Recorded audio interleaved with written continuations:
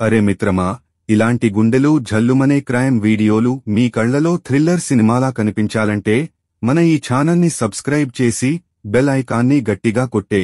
మెదక్ జిల్లా కొల్చారం మండలం అంసాన్పల్లిలో జూలై 11, 2025 శుక్రవారం జరిగిన దారుణ ఘటనలో రమావత్ మోహన్ 38, తన అన్న రమావత్ మంక్య 45 ను ఆర్థిక వివాదం మరియు మంత్రాల అనుమానంతో హత్య చేశాడు.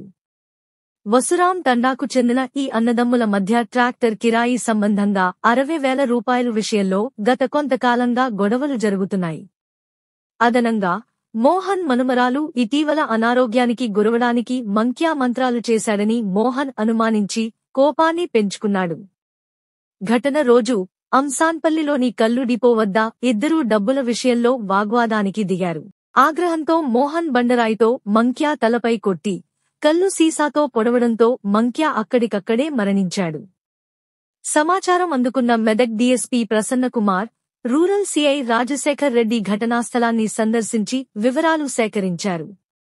మంక్యా భార్య ఫిర్యాదు మేరకు మోహన్పై హత్య కేసు నమోదు చేయగా అతన్ని అదుపులోకి తీసుకున్నారు. మృతదేహాన్ని పోస్ట్ మార్టం కోసం మెదక్ జనరల్ హాస్పిటల్కు తరలించారు. అక్కడ మంక్యా మరియు మోహన్ కుటుంబ సభ్యుల మధ్య గొడవ జరగగా పోలీసులు జోక్యం చేసుకుని చెదరగొట్టారు. ఫోరెన్సిక్ బృందం ఘటనాస్థలంలో సాక్ష్యాలు సేకరించింది మరియు మోహన్ను రిమాండ్కు తరలించారు. అదనపు వివరాలు: స్థానిక వార్తల ప్రకారం మోహన్ మరియు మంక్యా మధ్య గత కొన్ని నెలలుగా వివాదాలు ఉన్నాయి. మోహన్ మూఢనమ్మకాలపై గట్టి నమ్మకం కలిగి ఉండడం, ఆర్థిక ఒత్తిడి ఈ హత్యకు దారితీసినట్లు పోలీసులు అనుమానిస్తున్నారు. ఈ ఘటన తండాలో ఆందోళన కలిగించింది మరియు మూఢనమ్మకాలు, ఆర్థిక వివాదాల వల్ల కుటుంబాల్లో హింసాత్మక చర్యలపై చర్చలు జరుగుతున్నాయి. జాగ్రత్తలు, సలహాలు: కుటుంబ సభ్యుల మధ్య ఆర్థిక వివాదాలు లేదా వ్యక్తిగత గొడవలు తలెత్తినప్పుడు గ్రామ పెద్దలు లేదా స్థానిక సంఘ నాయకుల సహాయం తీసుకోవాలి. మంత్రాలు వంటి మూఢనమ్మకాలపై ఆధారపడి హఠాత్తు నిర్ణయాలు తీసుకోవడం మానుకోండి.